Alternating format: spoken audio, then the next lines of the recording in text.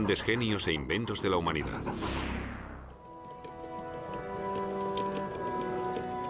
Durante siglos, la difusión del conocimiento en forma de libros fue un privilegio elitista reservado, sobre todo, a monjes y sacerdotes. Los libros eran objetos únicos de un valor incalculable. Pero en la Edad Media, para el pueblo llano, no tenían prácticamente ningún significado, pues no sabían ni leer ni escribir.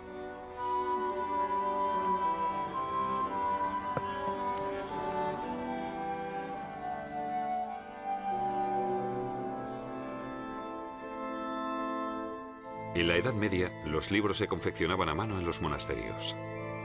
A menudo, los monjes tardaban años en terminar sus artísticas copias.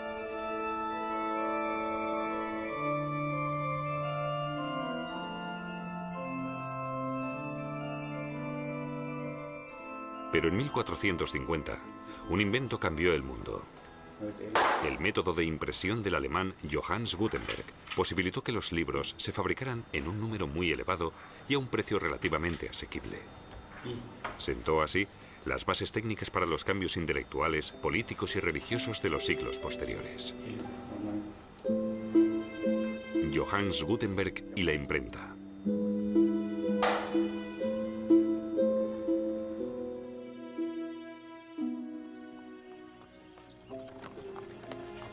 Johannes Gänfleisch, que después se llamaría Gutenberg, nació en Mainz en 1400. Su padre, un acaudalado patricio, se dedicaba al comercio. El joven Johannes ingresó en la escuela monástica de Mainz y a partir de ahí se le pierde el rastro, de momento. En Estrasburgo, donde Gutenberg se instaló en 1434, se recupera su pista. Allí abrió un taller donde se dedicaba a la talla y la fabricación de espejos. Los creyentes valoraban mucho sus espejos sagrados y tenían la esperanza de recibir parte del talante bendito que les atribuían. Y para Gutenberg, eran un lucrativo negocio. El comercio de objetos religiosos estaba en auge. Especialmente gustaban los grabados de imágenes sagradas. La técnica del grabado es uno de los métodos de impresión más antiguos. A principios de la Edad Media llegó a Europa. Aquí sirvió sobre todo para la divulgación de imágenes y textos.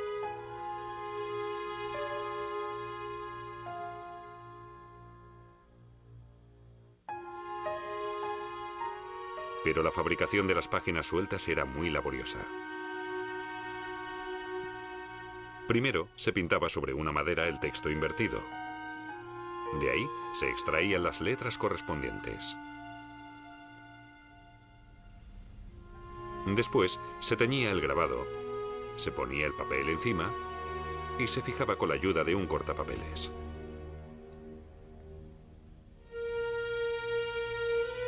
A principios del siglo XV aumentó el número de las páginas sueltas elaborados de esta forma en el mercado. Después empezaron a integrarse en los denominados libros xilográficos. Con la venta de estos libros, la producción de textos escritos a mano ganó importancia. Los monasterios no tardaron en convertirse en centros de escritura laica.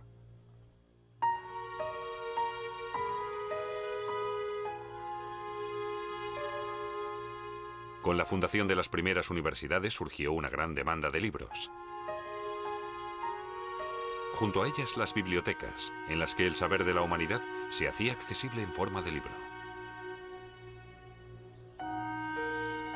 El momento exige una adquisición más barata y más rápida de libros. Los eruditos quieren, sobre todo, copias idénticas. Todo ello lleva a buscar fervientemente un nuevo método de fabricación. Y exactamente eso es lo que busca Gutenberg. En el año 1446 regresa a Mainz. Allí encuentra un socio de poder financiero, lo que le permite abrir su Werk der Bücher, su empresa del libro. Gutenberg tuvo una idea genial para las copias. Descompuso un texto en todos sus componentes: las letras, los signos de puntuación y las combinaciones de letras existentes, las denominadas letras ligadas. Todos ellos se usarían como tipos independientes para la impresión de palabras, líneas y páginas. Los tipos serían caracteres reutilizables.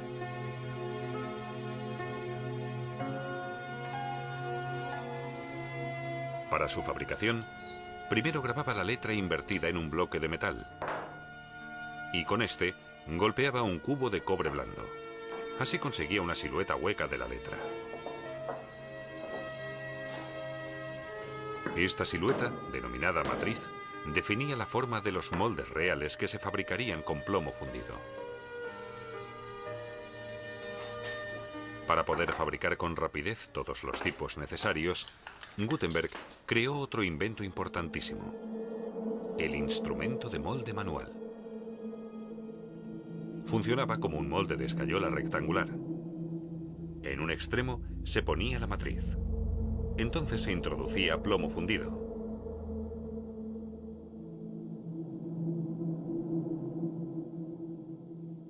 Cuando se abría el instrumento, el tipo de plomo fundido ya estaba listo.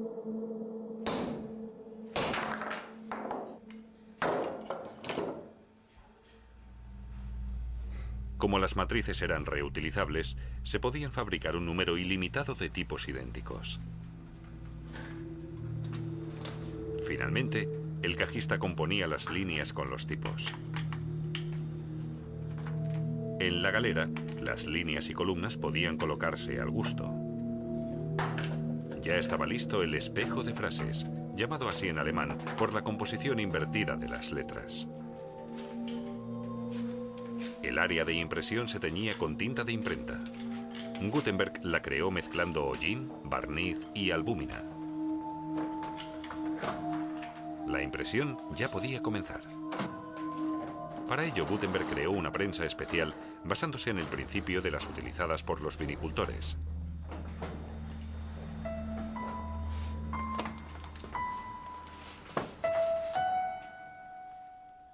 Las primeras impresiones de Gutenberg fueron documentos, órdenes papales y gramáticas.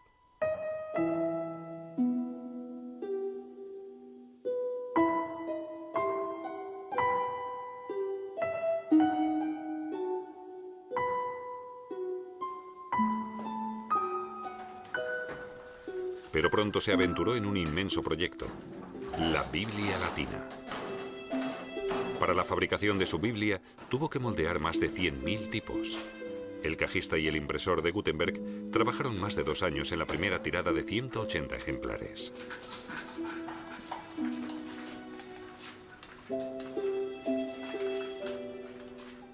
El texto se imprimió en letra gótica, inspirada en la escritura a mano.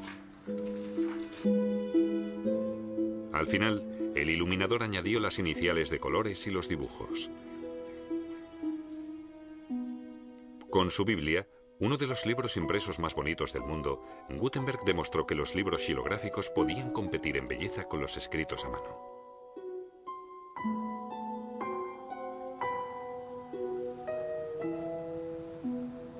La tirada se agotó enseguida, y los contemporáneos de Gutenberg quedaron impresionados. Por primera vez, había tantos ejemplares disponibles de una obra. Y además todos ellos eran idénticos.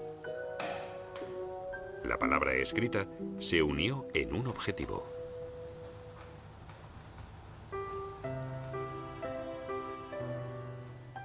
La existencia de la revolucionaria técnica se difundió enseguida. Pronto se abrieron las primeras imprentas en Bamberg, Colonia y Basel. En Venecia, el habilidoso editor Aldo Mannuccio empezó a imprimir los grandes clásicos. Sus clientes eran todos los humanistas de la élite de Europa. Mannuccio contrató a los mejores impresores de su época. Inventaron la letra romana, antigua, que no tardó en extenderse por Europa. 20 años después del invento de Gutenberg, la nueva técnica de impresión se había impuesto rotundamente. Miles de títulos salían al mercado en tiradas de hasta 1000 ejemplares. Ahora, el pueblo llano podía acceder también a los libros, y la alfabetización de la sociedad permitió que el número de lectores aumentara cada vez más. Uno de los mayores admiradores de Gutenberg fue el reformador Martín Lutero. La existencia de la imprenta le sugirió a Lutero una osada idea. Ahora también el mundo laico podría leer la Biblia y distinguir entre la verdad manifiesta y la práctica adúltera de la Iglesia. Así que Lutero ordenó la impresión de 500.000 de ejemplares de su traducción al alemán de la Biblia, una tirada gigantesca para la época. Y para difundir sus enseñanzas evangélicas, ordenó que se repartieran 100.000 panfletos.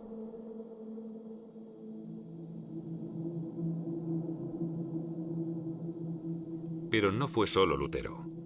Emperadores, reyes y ciudades imperiales libres también usaron la imprenta para cumplir sus objetivos. Pronto las páginas impresas empezaron a usarse para la difusión de noticias. Cuando en 1524 se supo de la existencia de una constelación rara, el país se inundó de noticias anunciando una inminente inundación.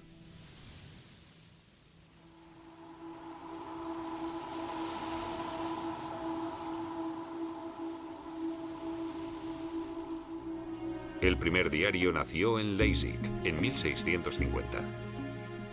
El Einkommenden Zeitungen se publicaba 6 días a la semana. Con la invención de la prensa accionada por vapor y la prensa de cilindro en el siglo XIX, comenzó la revolución de los periódicos.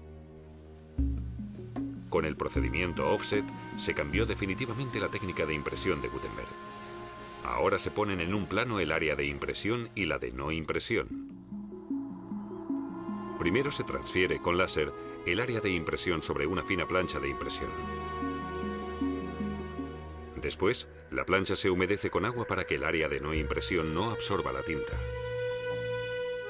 Y por último, se aplica la tinta grasa, que solo se fija en la superficie iluminada. En el procedimiento offset, la plancha no transfiere directamente la tinta al papel. La tinta se compensa después en un rodillo de goma. De ahí el nombre de offset en inglés, y de ahí pasa al papel. Así se puede imprimir de forma rápida e incluso en papeles de bajísima calidad. El procedimiento offset es el método de impresión más utilizado actualmente. A pesar de su posterior desarrollo, Johannes Gutenberg sentó con su imprenta las bases del mundo de la comunicación actual. Su invento se considera hoy uno de los más importantes de la humanidad.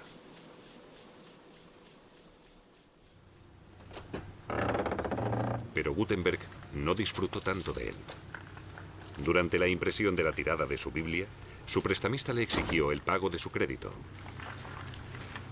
Tras un litigio, Gutenberg perdió su imprenta y con ella todos los ejemplares terminados de su Biblia. Al poco tiempo, las tropas enemigas tomaron Mainz. Gutenberg tuvo que exiliarse. 3 años después, volvió a su ciudad natal como empleado del nuevo arzobispo. El 3 de febrero de 1468, el inventor murió. Fue enterrado en la iglesia franciscana de Mainz.